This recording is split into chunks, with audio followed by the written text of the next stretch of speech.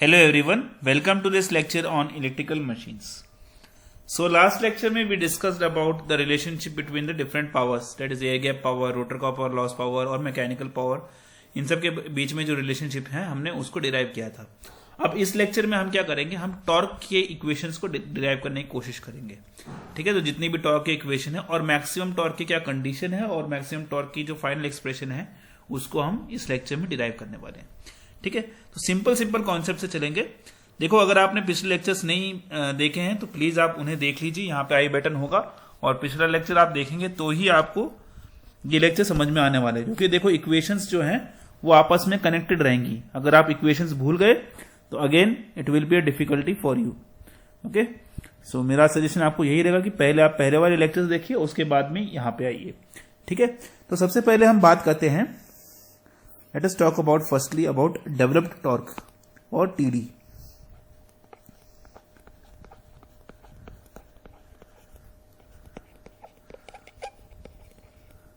Let us denote this torque as TD. ठीक है, developed torque और TD. सो बेसिकली ये वो इंड्यूस टॉर्क होता है मशीन में जिसको हम डिफाइन कर सकते हैं कि that is a torque generated by internal electrical to mechanical power conversion. जब इंटरनली हम इलेक्ट्रिकल एनर्जी को मैकेनिकली कन्वर्ट करते हैं, इलेक्ट्रिक टू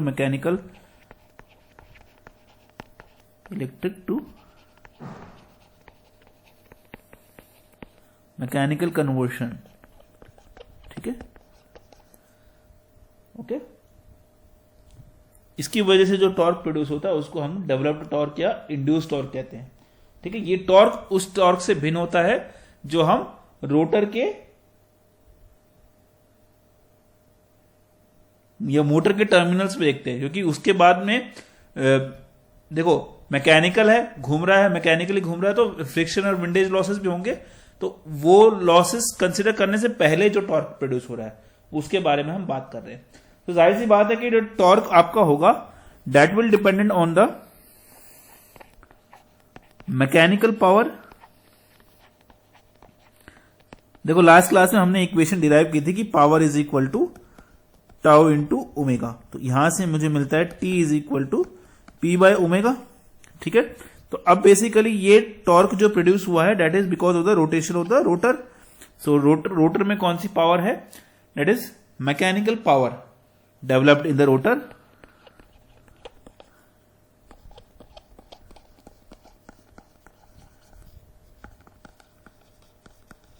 ठीक है, और वो किसकी स्पीड से चल रहा है, ओमेगा आर की स्पीड से चल रहा है ना. Mechanical angular velocity of the rotor की स्पीड से चल रहा है. ठीक है, क्योंकि रोटर में हम लोग टॉर्क देख रहे हैं, रोटर में टॉर्क प्रोड्यूस हो रहा है, रोटर के घूमने की वजह से तो टॉर्क प्रोड्यूस हो रहा है. तो देयरफॉर मैकेनिकल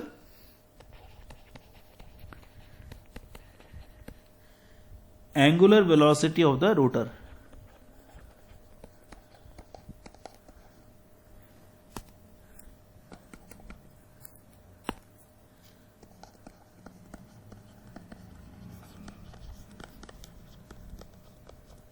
ठीक है बेटा, तो इसको आप टीडी को आप लिख सकते हो, TD will be equal to nothing but PM by omega are.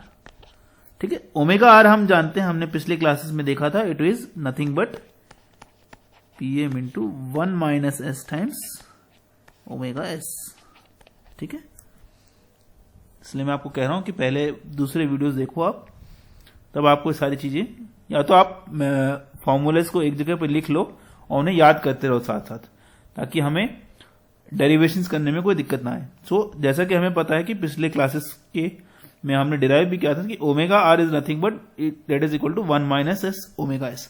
अब इस इक्वेशन के साथ प्रॉब्लम क्या है कि अगर मेरा रोटर स्टैंड स्टिल पे रहा, ठीक है, if the rotor is at stand still, तो क्या होगा, आपका जो स्लिप है वो that will be equal to 1. अगर मेरा स्लिप 1 हो गया तो ये जो इक्वेशन है दैट विल बिकम इन्फिनिटी और नॉट डिटरमिन्ड. तो ये मेरे लिए प्रॉब्लम क्रिएट कर सकता है. इसलिए मैं इस इक्वेशन को ना एक काम करूंगा, इसको मैं एयर गैप के रूप में मॉडिफाई करूंगा. तो अगर मुझे पीएम को पीजी के टर्म्स में लिखना है, तो पिछली क्लासेस में हमने देखा था कि PG is to PRC is to PM.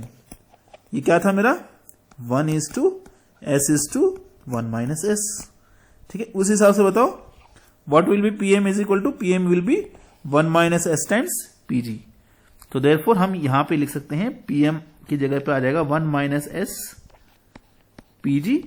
ये डेरिवेशन हमने लास्ट क्लास में किया था, आप पिछले लेक्चर में देख सकते हो, यहां आई बटन को क्लिक करके तो आपको क्लियर हो जाएगा। तो PM is 1 minus S PG, ठीक है, divided by 1 minus S omega S. तो यहां पे आपका 1 माइनस एस और 1 माइनस एस कैंसिल हो जाएगा। Therefore what you will get is tau D is equal to PG by omega S. Let us name this as equation number 1। ठीक है, इस इक्वेशन को हम लोग the torque in synchronous watt के रूप में देखते हैं, बोल सकते हैं, क्योंकि ये बेसिकली जो टॉर्क है वो किस पे डिपेंड कर रहा है, एयर गैप पावर पे डिपेंड कर रहा है और किस स्पीड पे डिपेंड कर रहा है, सिंक्रोनस स्पीड पे डिपेंड कर रहा है। ओके,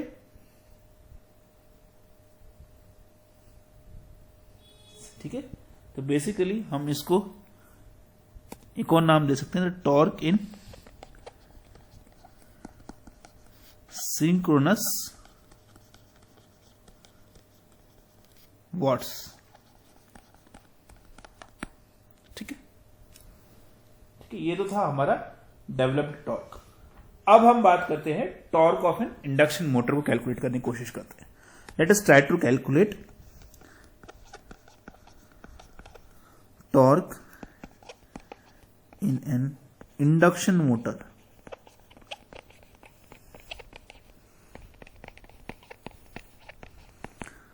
तो इसको स्टार्ट करते हैं हम। पहले तो हम ये कैलकुलेट करने की कोशिश करते हैं कि जो रोटर में जो पावर जनरेट होगा वो क्या होगा, जो इलेक्ट्रिकल पावर रोटर में है, अगर मैं वो फाइंड आउट करना चाहूं तो उसके लिए मैं क्या लिख सकता हूं कि इलेक्ट्रिकल पावर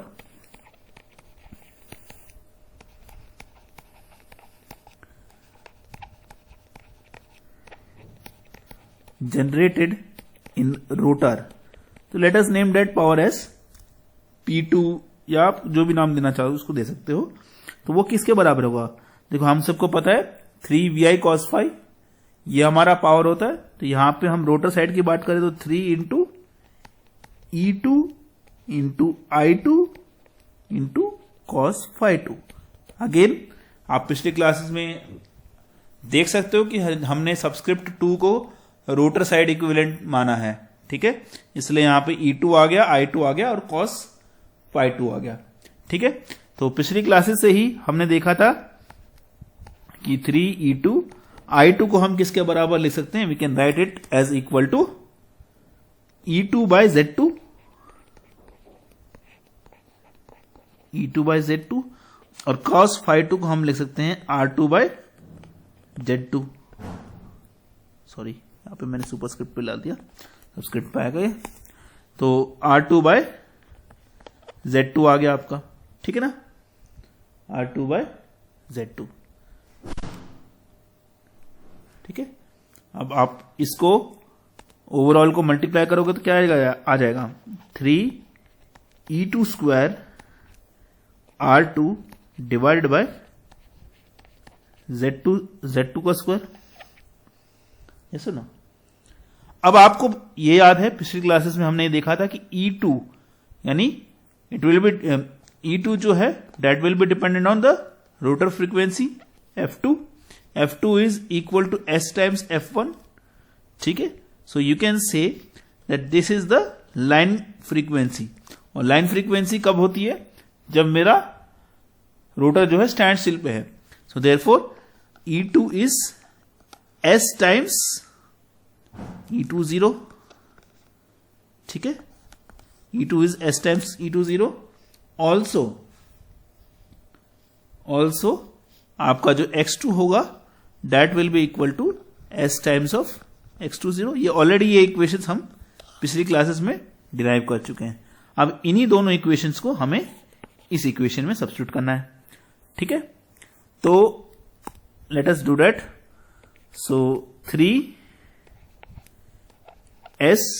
स्क्वायर हो जाएगा, यहां पे E2 स्क्वायर हो जाएगा, E2 0 स्क्वायर इंटू R2, क्योंकि देखो क्या था, E2 इज S SE20, तो SE20 का होल स्क्वायर हो जाएगा ना यहाँ पे, तो उसको हमने यहाँ पे सब्स्टिट्यूट करना है, डिवाइड बाय Z2 आपको मालूम है क्या होता है, R2 plus Z2 is nothing but under root of R2 square plus JX2 का स्क्वायर, और यू कैन से JSX20 का स्क्वायर होगा, ठीक है। तो जब ये बाहर की तरफ आएगा, Z2 स्क्वायर जब हम कैलकुलेट करेंगे तो क्या आ जाएगा, R2 स्क्वायर प्लस SX20 इसका होल स्क्वायर, ठीक है। ये आ गया मेरा, ओके। अब ये जो इलेक्ट्रिकल पावर है, ठीक है, तो जितनी भी इलेक्ट्रिकल पावर आ रही है मेरे पास में, ठीक है, जनरेट हो रही है रोटर में, that is dissipated as I square R losses, ठीक है। आई स्क्वायर आर लॉसेस के रूप में वो डेसिपेट होगी जितनी भी मेरी इलेक्ट्रिकल पावर हो रही है, ठीक है। और वो इलेक्ट्रिकल पावर यूज होगी हमारे मोटर को रोटेट करने के लिए, ठीक है। So all this power is dissipated as I square R losses, so you can write down all this power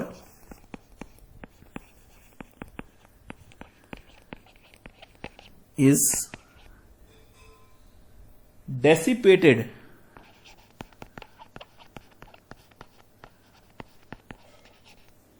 as I square or loss or you can say copper loss, ठीक है, in the rotor circuit.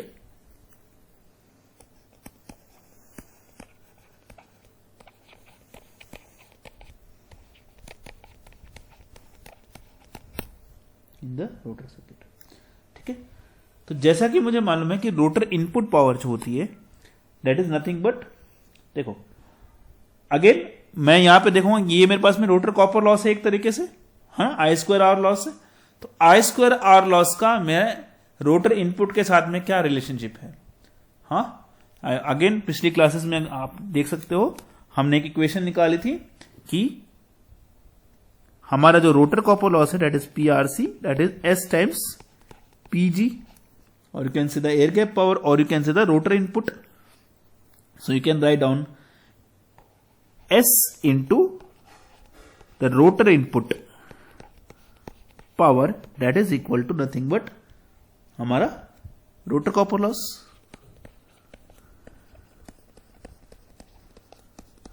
Again so last class में हमने ये भी देखा था कि ये जो एयर गैप पावर है, ठीक है, दैट इज जो इनपुट पावर है that is nothing but, you can also write in terms of tau D as 2 pi NS into tau D, ठीक है। आप ये पिछली क्लास में रेफर कर सकते हो, ठीक है। हमने इक्वेशन निकाली थी रोटर इनपुट पावर के लिए, ठीक है, इन terms of developed torque.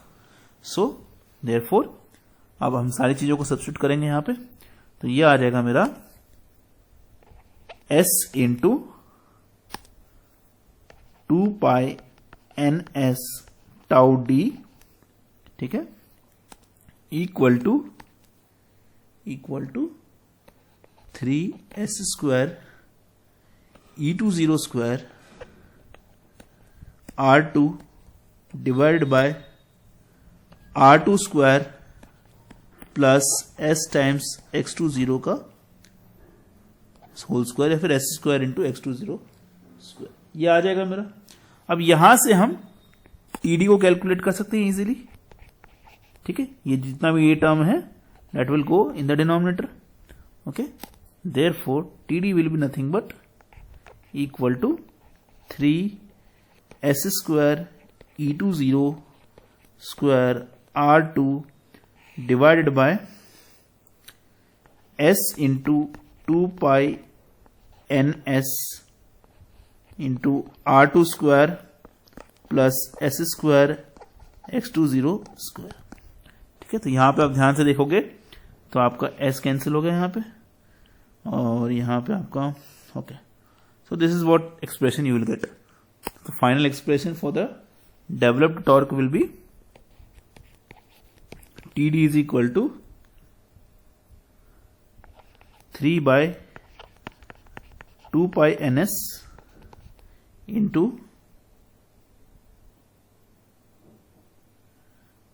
E20 square, ठीक है, into s times of R2 divided by R2 square plus s square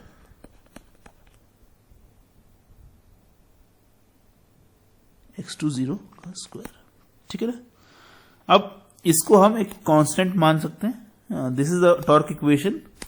और अगर उसको हम थोड़ा और सिंप्लीफाई करें या फिर जस्ट फॉर कैलकुलेशंस, ताकि हमारा आगे का एनालिसिस थोड़ा सिंपल हो सके, तो हम क्या करेंगे, जो कांस्टेंट है उसको k मान लेते हैं। Let us see this constant, इसको हम मान लेते हैं k। So therefore now again you can write the torque equation as tau d is equal to k into E20 square into SR2 divided by R2 square plus S square X20 square, ठीक है।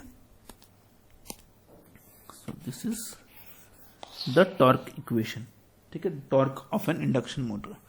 अगर मेरी induction motor stand still पे है, ठीक है, stand still पे है, तो क्या होगा, basically S will be equal to 1 and NR is equal to 0, है ना। So therefore stand still torque आप कह सकते हो, या स्टार्टिंग टॉर्क, ठीक है, स्टार्टिंग टॉर्क भी कह सकते हैं, स्टैंड स्टिल टॉर्क भी कह सकते हैं। स्टार्टिंग टॉर्क और stand still torque,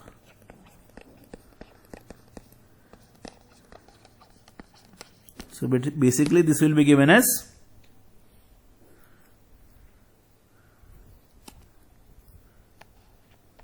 tau starting torque will be equal to 3 into E20 square R2, क्योंकि s की वैल्यू क्या हो गई, यहां पे 1 हो गई, so there will be 2 pi ns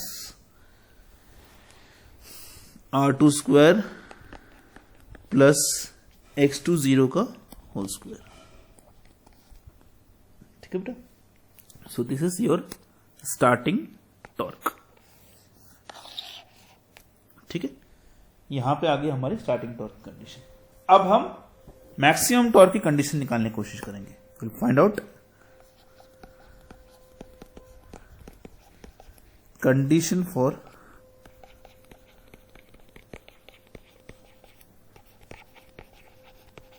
maximum torque, ठीक है। तो जैसा कि आपको पता है, नॉर्मली टॉर्क की इक्वेशन हमने निकाली थी अभी भी, कि tau D is equal to nothing but k into S into R2 E20 square divided by R2 square plus S square X20 का स्क्वायर, ठीक है। ये इक्वेशन हमने निकाली थी। अब अगर हम ये मान के चले कि impedance of the stator winding negligible है, तो ये जो मेरा E20 है that is more like supply voltage, मतलब सप्लाई वोल्टेज V1 पे जो मेरा E20 है वो कांस्टेंट की तरह काम करेगा। तो मैं ये कह सकता हूं कि K इंटू E20 स्क्वायर को मैं कांस्टेंट मान लेता हूं, लेट अस से K1, ठीक है। देयरफॉर टॉर्क इक्वेशन को मैं एक और बार मॉडिफाई कर सकता हूं, tau D is equal to nothing but K1 times SR2 divided by R2 square plus S X20 S square into X20 का स्क्वायर, ठीक है। देखो, दो काफी सारे तरीके हो सकते हैं हम इसका मैक्सिमम निकालने के लिए। आप इसको डिफरेंशिएट कर सकते हो विद रिस्पेक्ट टू एस। मैं यहां पे क्या करूंगा, मैं एक छोटा सा मॉडिफिकेशन करूंगा and then I will find out what will be the maximum torque. So K1 into S R2 divided by what I will do is R2 square plus, सबसे पहले तो हम यहां से स्लिप को कॉमन निकाल लेते हैं। Let us do that. First of all let us take slip as common. तो S को कॉमन निकाल लिया यहाँ पे, तो अब क्या बच गया आपके पास में K1 into R2 divide bye, यहाँ पे अगर हमने S को कॉमन निकाला तो क्या बच जाएगा, R2 square by S plus S into X20 का स्क्वायर। तो यहाँ पे S और S आपका कैंसिल हो जाएगा। Okay, now next modification I will do is tau D is equal to K1 R2 divided by R2 square by S plus S X20 square. अब मैं इसमें क्या करूंगा, I will add and subtract 2R2 X20 minus 2R2 X20। ठीक है, अब मैं इसको थोड़ा सा रीअरेंज करूंगा। K1 R2 divided by R2 square by S plus S X20 square minus 2R2 into X20 plus 2R2 into X20। तो अगर आप इसको ध्यान से देखें तो ये जो फॉर्मूला है a minus B whole square में हम इसको कन्वर्ट कर सकते हैं, है ना, a square plus B square minus 2ab। तो इसको हम मॉडिफाई करके कुछ इस तरीके से लिख सकते हैं, K1 into R2 divided by R2 by root S, R2 by root S minus X20 into root S इसका होल स्क्वायर। ठीक है, प्लस 2R2 इंटू X20। ठीक है ना, देखो R2 बाय रूट S का होल स्क्वायर क्या होगा, R2 स्क्वायर बाय S, यहां पे है R2 square by S plus X20 का स्क्वायर, रूट S का स्क्वायर S इंटू X20 का square minus root S cancel हो जाएगा, 2 times R2 into X20, 2 times R2 into X20। ठीक है, अब इस इक्वेशन को अगर मुझे मैक्सिमम बनाना है तो सिंपल सी बात है, इस इक्वेशन को मुझे 0 कर देना होगा। ठीक है, so therefore R2 by root S minus X20 into root S is equal to 0। ठीक है, so therefore what you will get is R2 by root S is equal to X20 into root S। ठीक है, therefore R2 will be nothing but X20 into S हो जाएगा आपका। ठीक है, this is the condition for maximum condition आप कह सकते हो। आप ध्यान से देखो S इंटू X20 क्या होता है, again it's a rotor reactance, so you can से these are the condition for maximums, R2 is equal to X2, so these two conditions are the condition for maximum torque। अभी इन्हीं equations को हम torque equation में substitute कर देंगे तो हमें मैक्सिमम टॉर्क मिल जाएगा। ठीक है, तो हमें मैक्सिमम टॉर्क मिल जाएगा।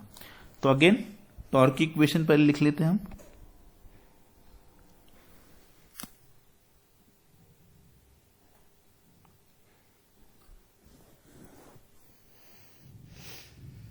TD मैक्सिमम क्या हो जाएगा, देखो नॉर्मल टॉर्क की इक्वेशन पहले क्या होती है, पहले वो लिखेंगे हमने जो K1 के टर्म्स में लिखी थी, ये रही K1 into SR2 tau D is equal to K1 into SR2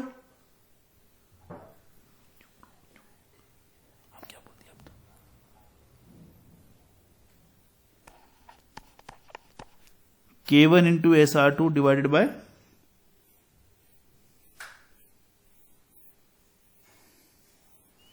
R2 square plus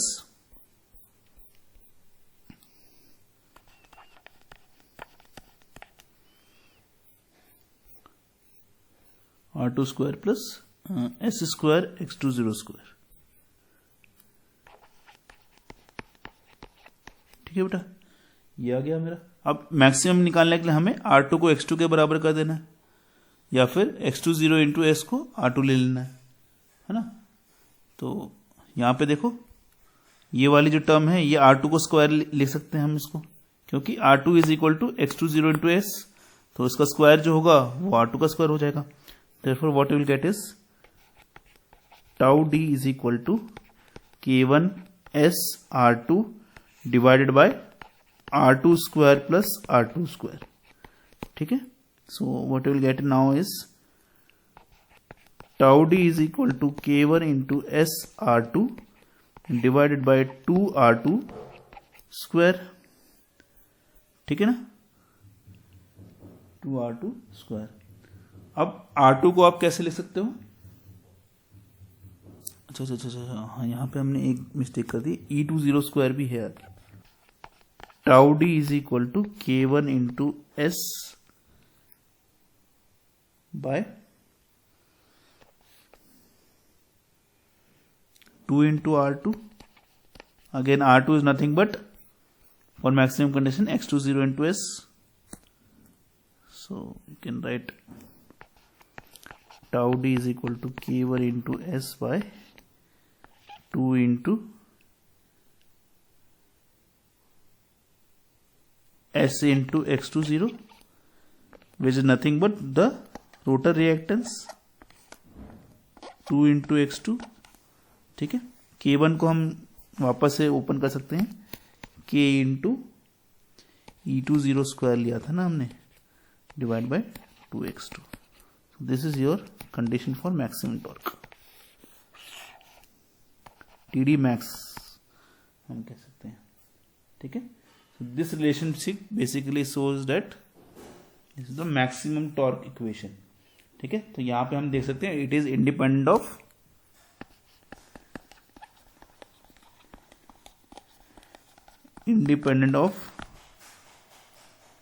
rotor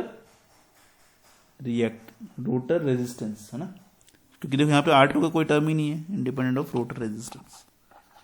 maximum torque is independent of rotor resistance. So इस लेक्चर के लिए इतना ही, नेक्स्ट लेक्चर में मिलते हैं अभी। Okay, thank you.